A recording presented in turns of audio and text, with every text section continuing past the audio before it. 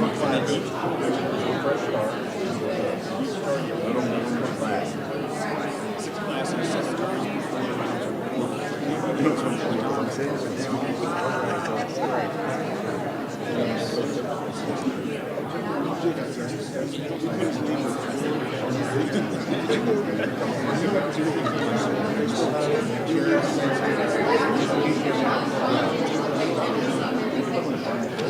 principal so we got a lot of air as well.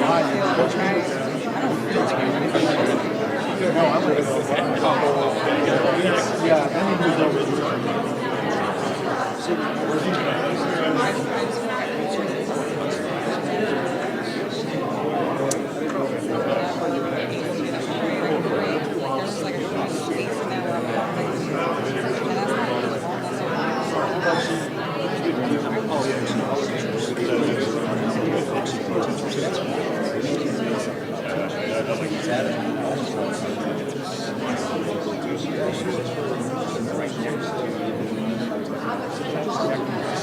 Now she's asking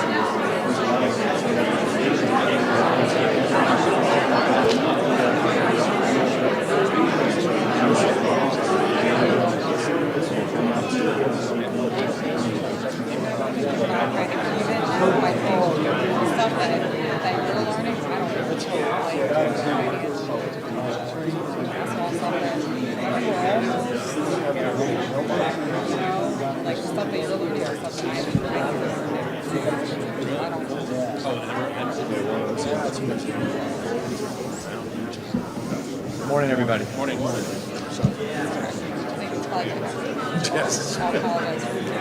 Good morning, everybody. How are you? If you could please take your seats if you haven't already. We're going to get started here very shortly. If you could please make sure your phones are on silent, we appreciate it greatly. Again, we're going to get started very shortly. Please take your seats if you're not already. Thank you.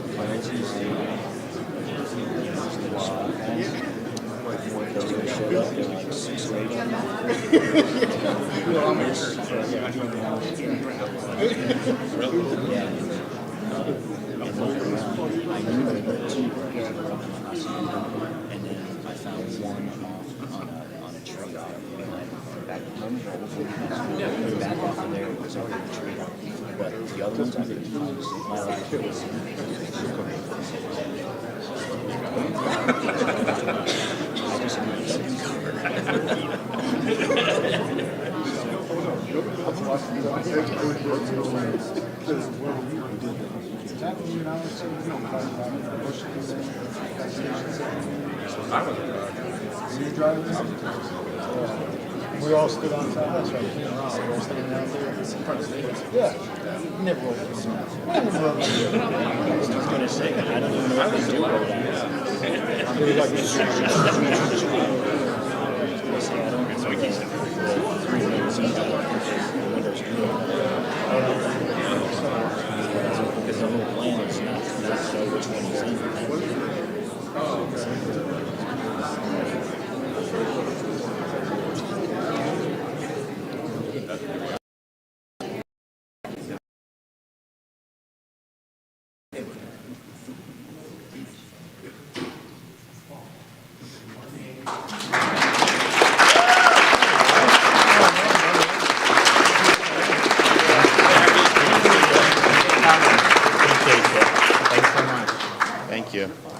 Good morning.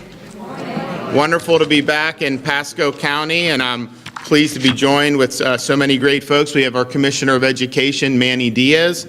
We have Senate President Wilton Simpson, Sheriff of Pasco County, Chris Nacco, Pasco County Superintendent of Schools, Kurt Browning, U.S. Congressman Gus Bilirakis, Senator Danny Burgess, Representative Artie Nzika, Dr. Tony Zetsky, the principal of River Ridge High School, is hosting us here today, so I want to thank her. And then Russell Vachon, who's a teacher here at River Ridge High School. So we want to thank them, and we have some great announcements that we're going to be making today. But we also, before we do that, would like to point out all that we've been able to accomplish with respect to education in the state of Florida. When I got elected, I said that we were going to eliminate Common Core, and we did.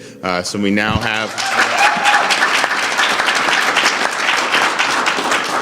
We've now implemented really strong BEST standards that focus on core academic learning, and something that will, I think, serve the students of Florida very well.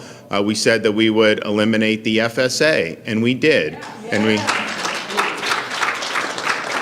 And we now will be moving towards a system of progress monitoring where you can monitor students' progress throughout the school year, actually get real-time feedback so that the parents and teachers are able to help remedy any deficiencies. And, the FSA, you'd spend so much time studying for this at the end of the school year.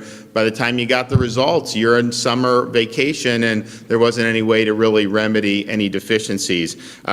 We've also made Florida very strong in terms of what we've been able to do with teacher compensation. You hear about needing more teachers. This is something that we identified years ago, and so we made an effort, and we have done the largest teacher pay increases in the history of Florida over the last 2-3 years. And we focused a lot of that on increasing the average minimum salary across the state of Florida. 3 years ago, it was barely $40,000. Now, with the budget we just enacted, the average minimum salary throughout the state will be over $48,000. And so that's a huge increase. We've also increased salaries beyond that, and we put in the budget 2 years ago, and we've done it now. This is the third year in a row we'll have done it. We put in a specific teacher categorical so that the money has to go to teacher salaries. We did, you do funding. We did record funding for the schools, which is good, but that does not necessarily have to go. Districts can kind of use it different ways, and there's, some benefits to that flexibility, but we also said we want to do teacher pay. And so we said we're going to put money into it. So this past year, just in that categorical, we did $800 million, and Florida's never done that much in the history of our state, and we'll be making more announcements going forward about what we're going to do. But at the end of the day, if you're talking about recruiting, it's not like you're going to be a billionaire if you go into teaching. People understand that. It's a service. But if you want to recruit people that are talented, it does make a difference to be able to be more competitive. And so we've made huge strides in that, and we're very proud of that. We've also had huge investment in early literacy, which is, at the end of the day, if you're reading at third level in third grade, the chance of you being able to graduate high school is very strong. If you're behind by third grade, the chance that you drop out or have other problems goes up dramatically. So we've put a lot of emphasis on that. The most recent NAEP from 2019, we were fourth in the country in fourth grade reading, and adjusted for demographics, the Urban Institute did a study, ranked us #1 in the country for both fourth grade reading and math when you adjust the state for demographics. And so I think it's paying off what we're doing, but we want to continue to do more. We've also done an emphasis on American civics, making sure that students have an understanding of what it means to be an American, understanding where our rights come from, understanding how the Constitution is structured, understanding how all those ideas have been important in various periods of American history, from the American Revolution through the Civil War, World War II, Civil Rights Movement through the Cold War, and also having an effort to show how America is different than other systems. And so I signed legislation dedicating November 7th as a day to honor the victims of communism. And we're going to have, during that day in schools, there's going to be instruction for our students that's going to highlight the 100 million plus people who were killed at the hands of communist regimes throughout the 20th century. These ideas are still there. They still have a foothold, including in our own hemisphere. And we need to tell people the truth about just how destructive those comparative systems have been. So we're doing that, and then some. We're also have put an emphasis on workforce education. I'm a big believer in being equipped to do things in life and be productive. Sometimes that means go to a 4-year brick and ivy university, but that is not the best pathway for everybody. And certainly when you're going down a university pathway and you go $100,000 in debt, like many students have, and then you end up with a degree that's not worth the paper it's printed on, that's not a good investment. That's a millstone around your neck where you end up in a job you could have at a high school anyways. And so what we say is, yes, we're happy that we have a high quality, affordable state university system. Since I've been governor, there have been no tuition increases at our state universities. And so you actually...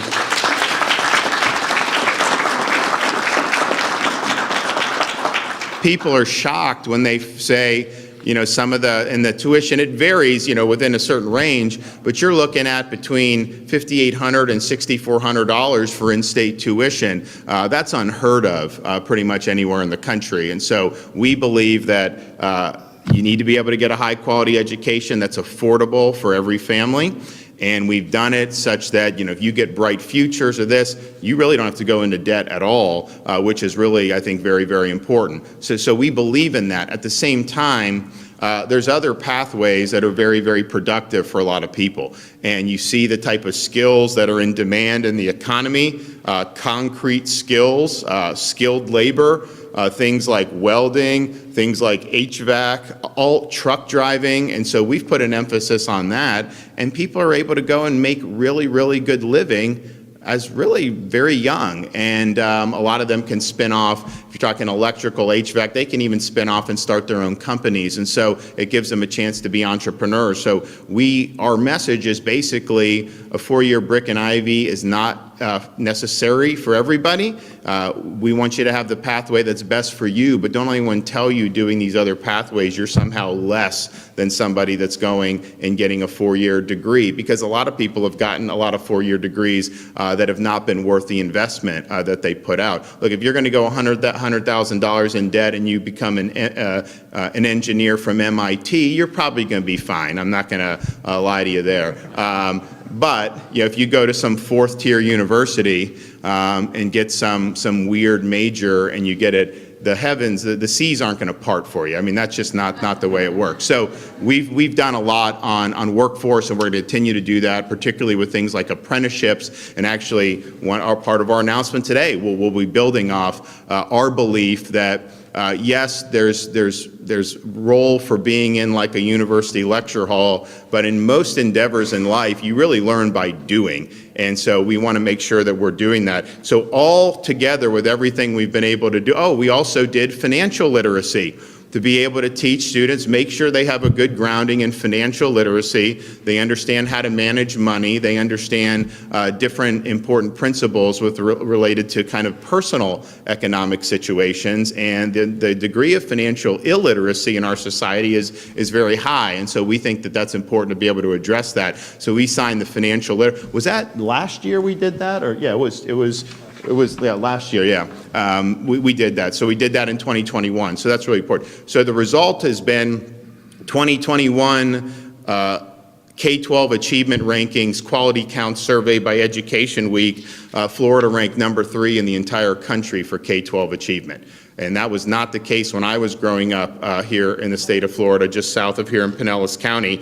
And so we really feel like the dividends, we're reaping dividends for all our hard work and all the investment. And obviously, it helps when you actually have schools open, which many places didn't in 2020, and we understood how important that was. Unfortunately, it was very controversial to even do that. We faced a lot of incoming, particularly from the media and these unions and all these other things. But I just said, you know what, the kids cannot be left behind. And there were states around this country that left their kids behind, that denied them an education, denied them opportunity to participate in activities and athletics, and that was very, very harmful. So I'm proud in Florida, from the state level all the way down to individual schools, we all recognize the importance of this. You had the school districts step up, you had teachers and principals step up, and the parents, obviously, very, very much thankful that this happened. And so we are so much better off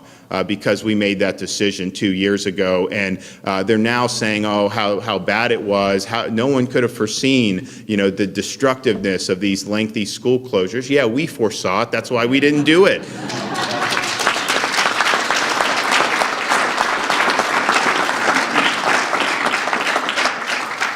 So we recently signed legislation. So when we focused on the salaries, we wanted to do, we did salaries for every teacher, but we really focused on raising that average minimum so that we could recruit more teachers, because we understood that there was going to be a need for more.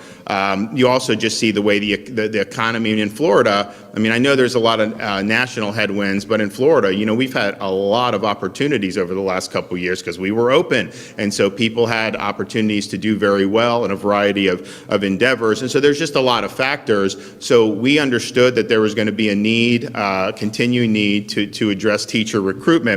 So the legislature passed, and I signed a bill recently identifying military veterans that have 4 years or more of active duty honorable service, who have 60 college credit hours, who have passed the exam, and that what they would basically be able to do is they would be able to get a temporary certificate, be able to teach, and then obviously work to get their bachelor's degree. And it was unanimously passed by the legislature. You know, some in the media just recently started attacking us over this. They said you can't just put any old warm body in the classroom. And look, as a veteran, I will tell you, like, the people that serve our country are not just some warm body. They're people that have a lot to offer.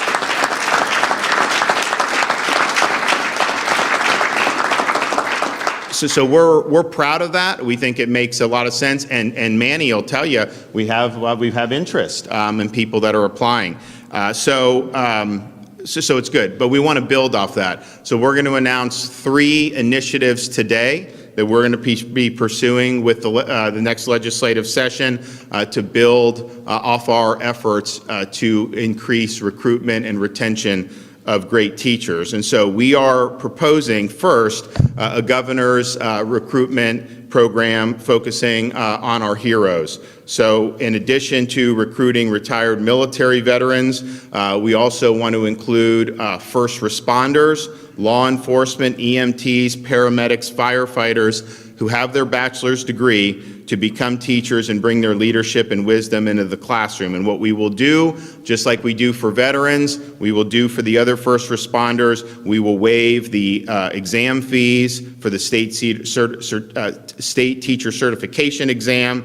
And if you do sign up under this program, those teachers will be eligible for a $4,000 bonus to be able to serve. And if they teach courses that have really acute shortages in those subject matters, they'll get another $1,000. And so that'll be a $5,000 bonus for first responders who go in to those. And so some of the areas where we've been short, science, ESE, reading, and those are all very, very important. And so we believe that the folks that have served our communities have an awful lot to offer. And we've got people that have served, 20 years in law enforcement. They retire, and some of them are looking for kind of the next chapter in their life. Same with the military. Got people that join when they're 18, and they're retired with 20 years before they're 40 years old. Well, they're not going to just sit around on their hands. They want to do something.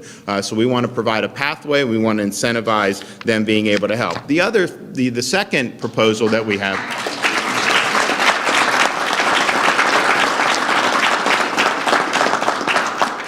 The second proposal that we have is a teacher apprenticeship program.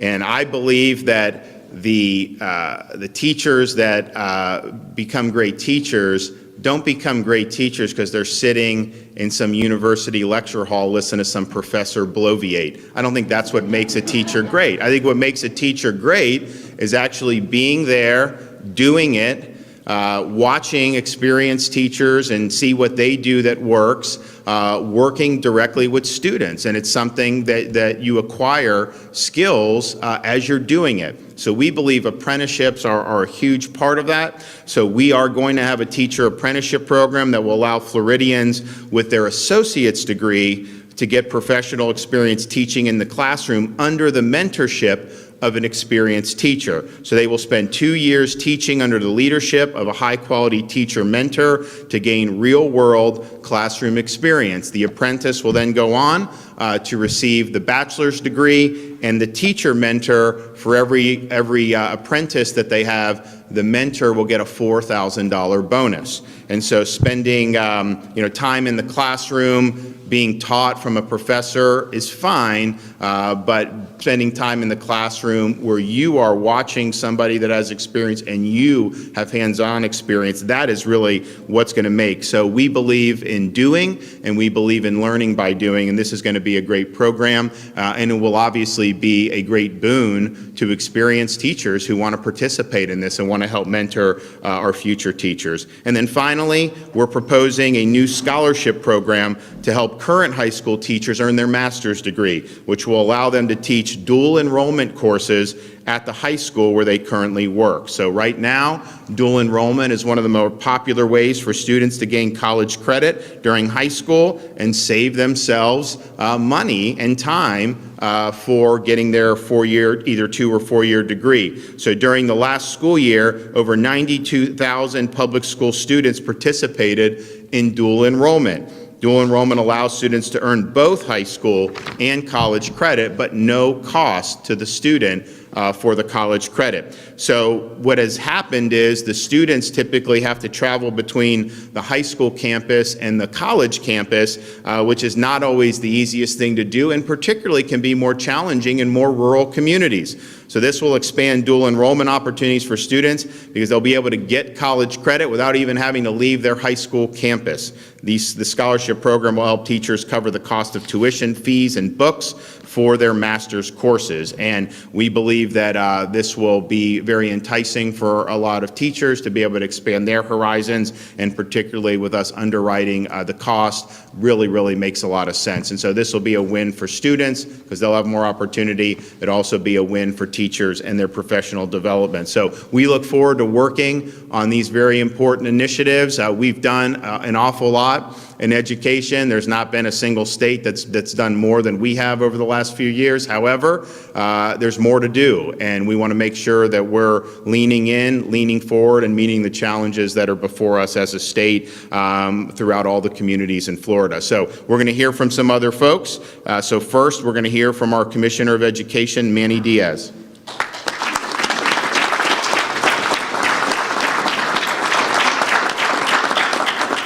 Thank you, Governor, and it's great to be here in Pasco County and seeing the schools are open. Superintendent, it's great to see schools open.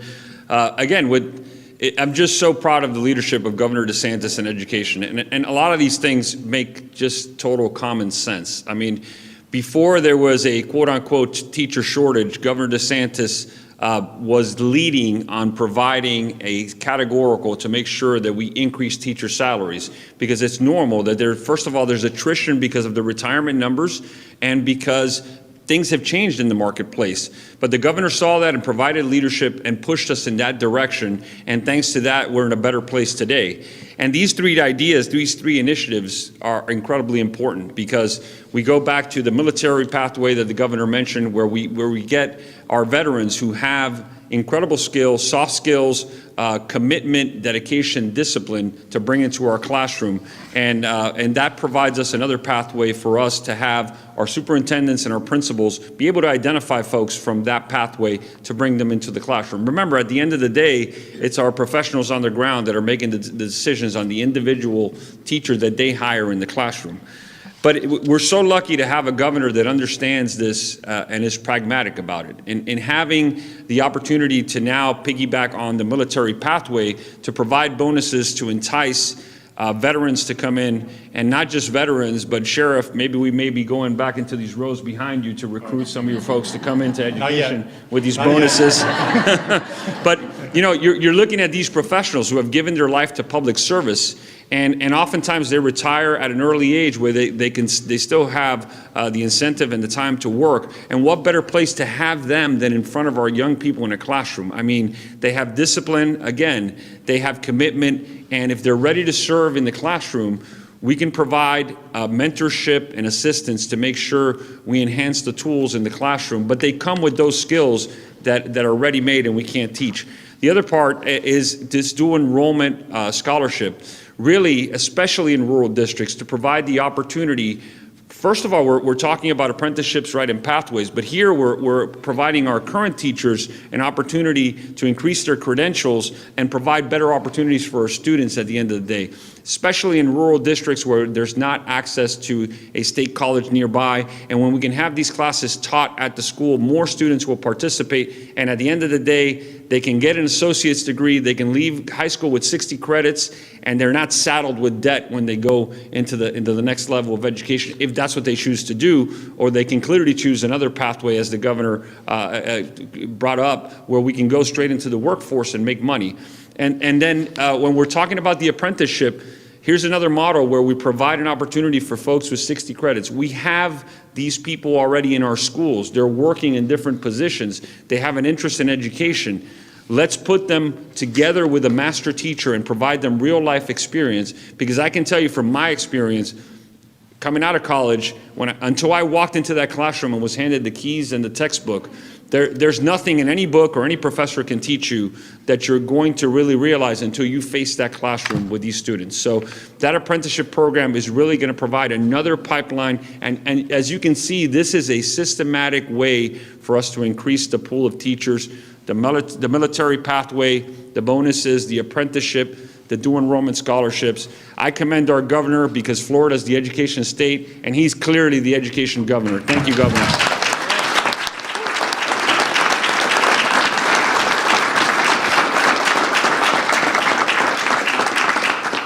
You know, we just enacted the law enforcement recruitment bonuses, and so someone comes down from NYPD, Chicago, these places where they're just being treated horribly, they come down, they get a $5,000 bonus for any municipal, county, state, any of our agencies, they're able to go. And so it's... So I know there's been a lot of interest in that, but you may have a situation, you'll have maybe someone come in law enforcement and get the $5,000 bonus, serve 5 years, and then they could potentially go into school and get another bonus and do that. And so we think we're really putting our money where our mouth is, to really focus on people that have the servant's heart, that are willing to go out there and serve their communities, and we think that means a lot. Okay, someone that has served our community in a variety of ways. We have Russell Vachon.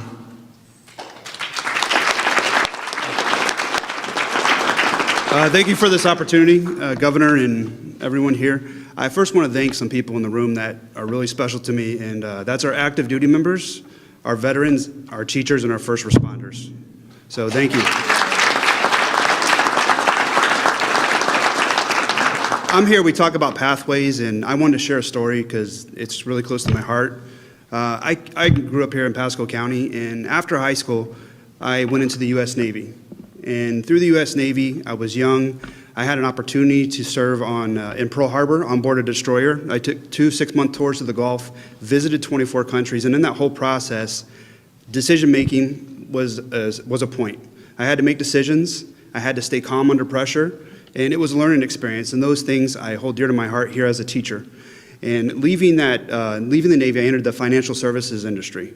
Now, the financial services industry, I was able to use the skills I had as a veteran, talk to people face-to-face, which I know is sometimes something we're not seeing a lot of today with the phones and technology, but its ability to have a conversation with people. And then I was able to use that, and I got a call from a friend one day from a Title I school here in Pasco, and he called me. He's like, hey, would you be able to come in and talk to our kids here at the school about financial literacy? He's like, I think it would be an impact. And I said, sure, why not?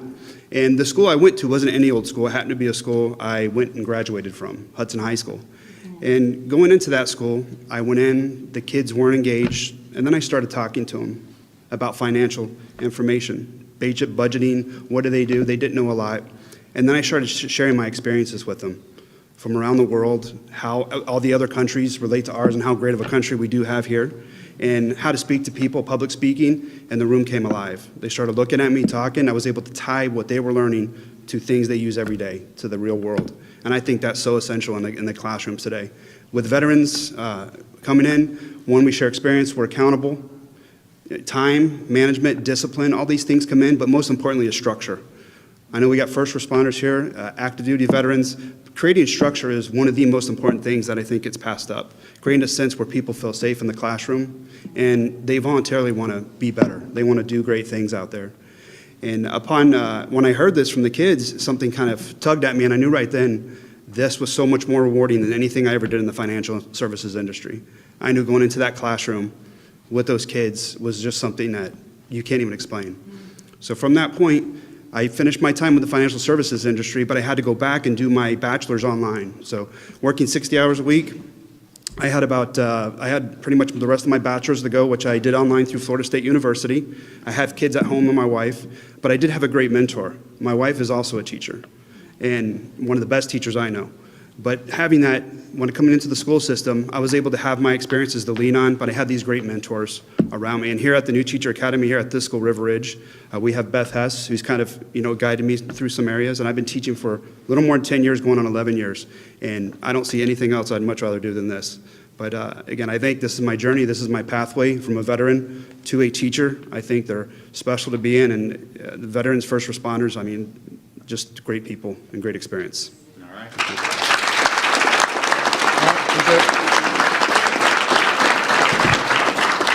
So, God blesses us. It's another great day in Pasco County. And on behalf of our great state and federal delegation, we want to thank you, Governor, for being here. Welcome, Secretary Diaz, as he's been on a whirlwind tour since he's taken over. But, there is a clear message for veterans and first responders. Florida welcomes you. Governor DeSantis welcomes you. Pasco has and will continue to welcome you. And that's a great message out there, across the nation, because a lot of places they don't feel welcomed. Well, please, get in that U-Haul truck, come down to Florida. You will be welcomed here. I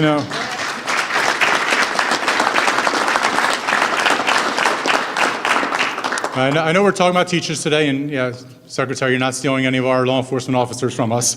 But that's one thing, we have a lot of veterans who are standing here with us today, part of our command staff. And Mr. Governor, we do have a Navy veteran for you too, with us. But as a sheriff's office, we've won numerous awards, for recruiting, retaining, helping those members that are still in the National Guard and reserves. But that's who we are, not just as a Pasco Sheriff's Office, but as a Pasco community, as in the state. The legislature has done a great job over the years, and our governor signed those bills, encouraging people, saying, look, if you want to work in these positions, you can still do public service back at home, but when our nation calls you to go overseas, we're going to be here for you and for your families, which is critical. So I know as we talk about teachers, and we talk about military, going in, becoming teachers, and the other side of it is the first responders. And so I know there's a lot that have served their time, and they're looking for a change. They said, hey, I'm going to retire, I want to move on. And so I get it from a parent standpoint, bringing law enforcement officers, first responders, firefighters in that room. Let me encourage you how great that would be. First and foremost, we talk about public safety issues. And at a time where violence, critical incidents are going on, who else would you want in those classrooms? To have a firefighter in that room, when we talk about overdoses, have a law enforcement in that room, you talk about school shooting, violence. It'd be great to have these people in the room. I can assure you as a parent, I'd be happy to know there was a former first responder that's teaching our kids.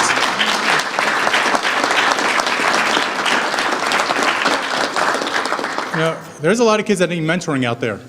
There's a lot of kids that are, in tragic homes and situations. And so, to have a first responder and have a law enforcement officer be able to, talk to them about, the cell phone. Hey, let me tell you from a real world experience, if you stay on that cell phone, you meet the wrong people, what path you're going to be on. That's what grabs their attention, because you're giving them a real world experience. The other one too is from a law enforcement perspective, I can tell you, we go into tragic situations. We go into those domestic scenes in the middle of the night. We go where there's overdoses. We go where, there's been a homicide or something bad has happened, and there's a child sitting there. And, we have a great partnership with our school district where we call up the school district and let the teachers know, hey, we want to let you know this child's been in a tragic situation. But now you're putting law enforcement officers, firefighters who have been in those situations that can mentor those kids and say, hey, I know what you've probably been through last night. I've been on those calls. Let me help you through it. Because if we don't think mental health is not an issue in our state and our country, we're absolutely wrong. And we have to help these kids out.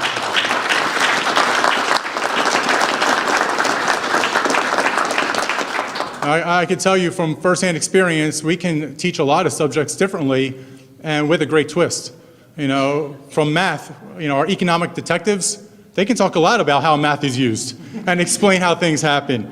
From the field of science, our firefighters, our forensics teams, they can talk about science from that experience and say, let me show you how this really happens.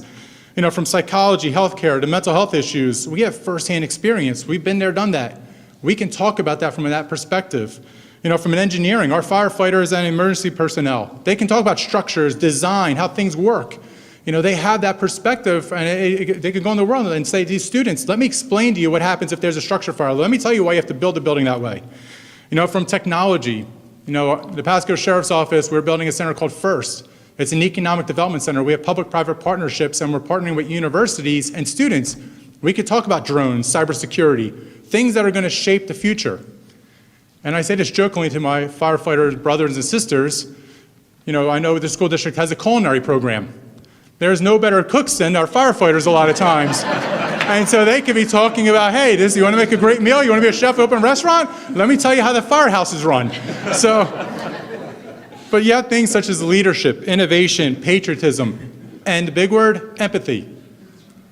We know how, to understand where people are coming from. We understand that people come from different environments, have different backgrounds. We can empathize, and we can help those students up so that they become leaders and they don't feel disenfranchised in the system. I want to thank our governor for his leadership, not just in education, public safety.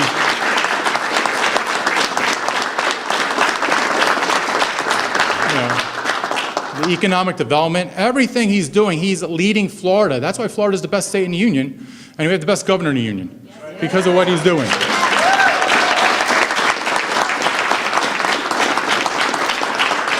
As Secretary Diaz said, it's a common sense approach. That's what everybody's calling for. It's common sense. Common sense to put, if we can have retired veterans come into the classrooms, why not? It makes sense. We can recruit the best and brightest that, the military has spent millions of dollars training. Why would we not want them here in our community helping us? Why would we not want first responders that are retired to say, come in the classroom and teach our teachers? Overseas, they spend millions of dollars because the teaching profession is held to the highest esteem. And that's what our governor's doing. He's bringing that back up to that level that our teachers should be held to the highest esteem because they got one of the most important jobs ever. They're teaching the next generation. So if we want the next generation to succeed, that's what our governor's doing. He's investing in our teachers. That is a great thing.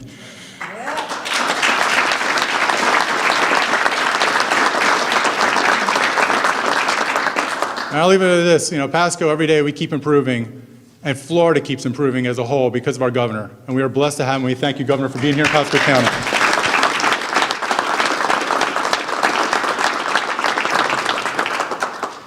Good morning. I always like following the sheriff.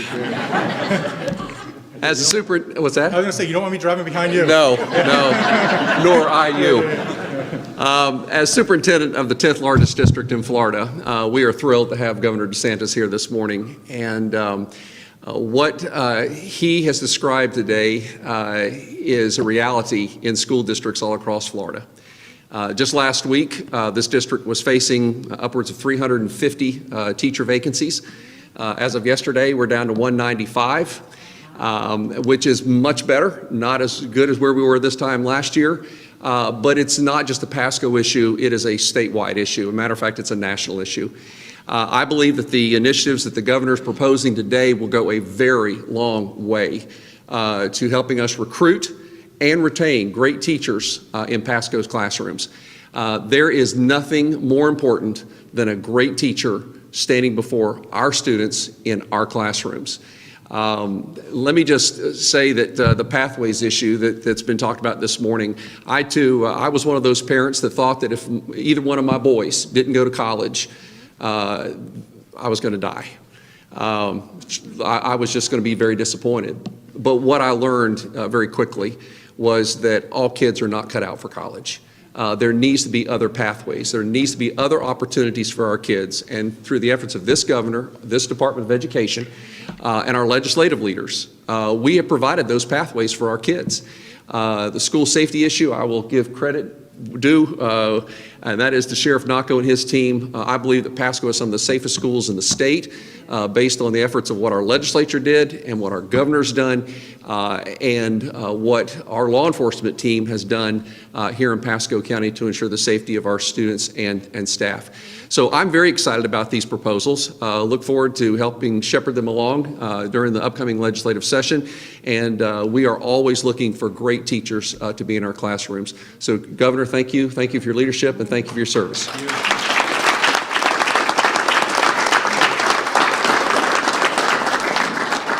Well, thanks so much. We're excited about this. I think it's going to make a difference. And, you know, as Kurt said, this is a nationwide issue. And Florida, if you look at our vacancies compared to the nation as a whole, we actually have a smaller percentage of vacancies than the nation as a whole. But nevertheless, this is something that's very, very important. So we appreciate Commissioner Diaz. They're working 7 days a week to process all the teacher applications when you have to go through the Department of Education, and because they understand the urgency. And so this is a round-the-clock process, and they have had a lot of people that have been coming as school starts, and so we're just going to keep working on it. But I think the steps that we've made have been great. I'm also glad, if you think back some of the things that we did. Yes, the schools being open, very important. But, you know, we got into 2021, and I think we were the first state in the country to ban any school districts from forcing students to get COVID shots. And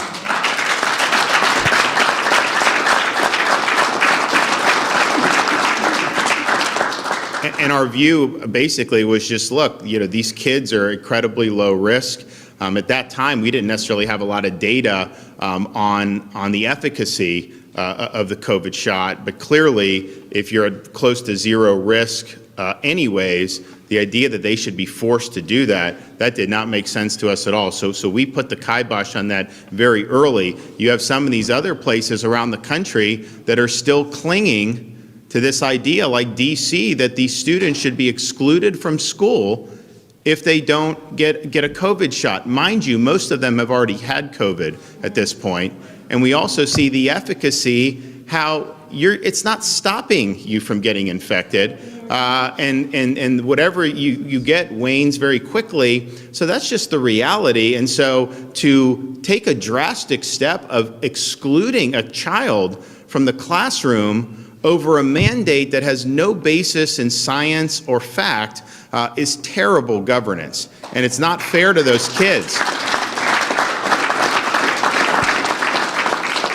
So we put the kids first. We wanted parents to be able to make decisions for that. And yes, we're one of the only states, I think we may be the only state, where our Department of Health recommends for parents not to do the young kids with it. Now, it's a free state, you're free to make a different choice, but if you look at the data and compare the cost benefit, there's just not been a benefit that's been shown to doing it. And so that's following science, that's following the data. It's not just going along with the crowd, but that's just, I think, the appropriate thing. So of course, no mandate, and then we've also actually said, not something that's even recommended. So I really, we saw kids locked out of school for school lockdowns, and now we see the clinging on to these failed policies to the detriment, and it hurts the lower income kids is who it hurts. That's really where it's at. So we're glad that we went in a different direction, and we think that we're much better off as a result. Okay, happy to take some questions. Anybody back there? Yes. Governor, who are you? David Happy with Tidings Media, sir. Okay. Quick question for you, and thank you, Governor. In Pinellas County, the Pinellas County School Board put forth a private contract with a for-public corporation for international teachers. They're going to have an international hiring quota for teachers that are non-citizen teachers. I noticed that wasn't part of your plan. Where do international teachers play in your game plan for Florida? I mean, look, with everything, I think that, we're putting Floridians first, okay? We're putting Americans first. I do not want to if we have a qualified teacher in the United States or in Florida, I don't want to go with a foreigner over somebody that's from our communities. There's nothing wrong with, in some situations, I don't know how it would work, what they're doing, but clearly, we believe in putting the people here in Florida first, and our programs are designed to benefit Floridians, not people in other countries. Yep. Yes, ma'am. I was reading about how, generally speaking, the teaching profession is not being chosen by many college students. You have fewer kids or young women and men going into the profession. So do you think this is going to help jumpstart enthusiasm? I hope so. So the question was basically, teaching is not being pursued by a lot of people that are in college right now to the extent it was. I mean, you go back like after World War II, that was a great job. It was pursued, and that's kind of waned over the years. And I think even more recently, it's been so that's one of the reasons we've done a lot with average minimum salaries, because we want to recruit and retain. And the average minimum was not just starting; it was the average minimum in the state was $40,000. We had a lot of teachers making between $40,000 and $48,000. They all got increases too. So everyone does to be able to stay. So that was part of it. But I do think these schools of education and the specific way they go about it, I don't think is the right way to do it. I don't think these ed schools have been proven to be effective. I think what you do is you get people that have proficiency in core academic disciplines, and then you have them go in. But trying to teach them at certain schools of education, I think that's been overtaken by ideology. And so I think that's a turnoff for a lot of people, because at the end of the day, I think most people that would want to get into it, they want to get into it and they want to be there and they want to be helping students. They don't want to be kind of a cog in some indoctrination machine. And that's what we in Florida, our mantra has been, our schools are to educate kids, not indoctrinate kids. And we're not going to have all this stuff where we were going. And so hopefully what we're doing is saying that teaching is not about learning, quote, education in college or university. It's really about having proficiency in subjects and then learning on the ground about how to do it. And the thing is, you can have people that do well in a college course. Some of them, they get in front of the classroom and they're not up to snuff. There's other people that may not have had as high a grade point average in university courses, but they have real energy and they connect with the students and they just do a really good job. And so that is something that I think you can't really judge on an academic transcript, but certainly we would prefer people with real world experience and academic proficiency in the core subjects they're teaching, English, math, science, not saying, I went to the school of education somewhere and they taught me kind of how to teach, because, I've seen that and I've been very underwhelmed by it. And as I said, I think that that's really been a magnet for a lot of ideology. And at the end of the day, if you look what's happening in our society, you see institutions being infected with ideology at the expense of facts and reality. And we're fighting this thing with the medical board because they want to do sex change operations for minors. So a 14-year-old cannot get a tattoo, but somehow you could have you're talking about they will do mastectomies, they will do stuff at the bottom, which is very, very problematic and irreversible. And, these are kids that are going through a growing time in their life. There's a lot of different factors, and most of the dysphoria resolves itself by the time they become adults. So why would you disfigure a minor to be able to do? And so, but this is something that the medical establishment is globbed onto as something that is about, opportunity. I don't even know how they're couching it. But other countries have gone down this road. In Europe, they recognize this was damaging these kids and they've reversed course because they've actually followed the data. So we're following the data on it, and basically what you have is a lot of ideology that is trying to be put into medicine, and that's very, very dangerous. And I think you see it in other things too. Obviously some of the COVID response, if you listen to some of these people about what they said would do. Remember they said if everyone wears a mask for 6 weeks that COVID will end?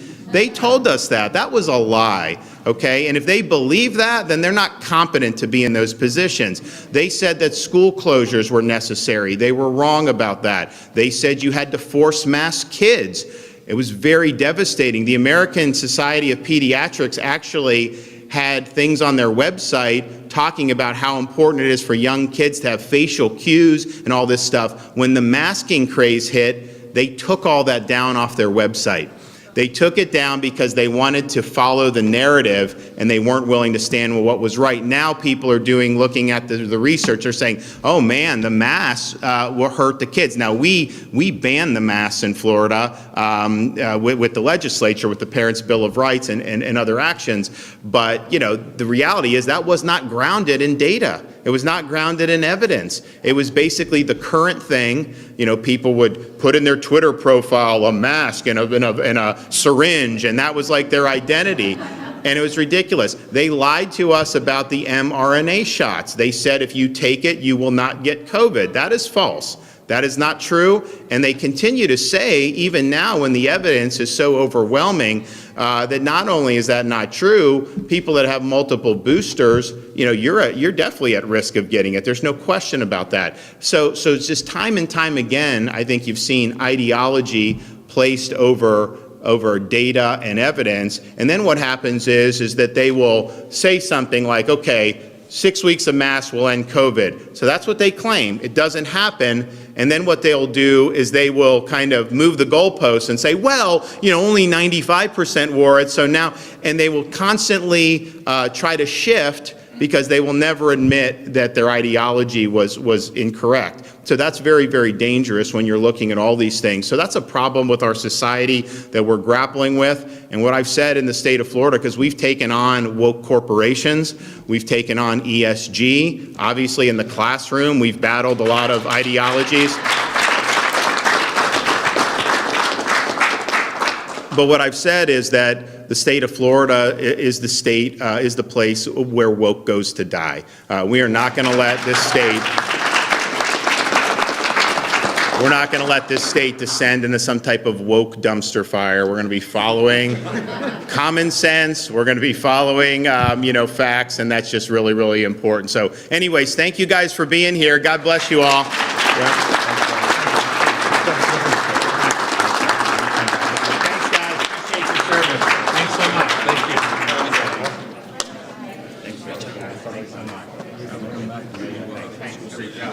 Okay, good. Absolutely. Okay, no, absolutely. You guys ready to teach? We have a year. 17 years. Woke jumps about it too. I was like,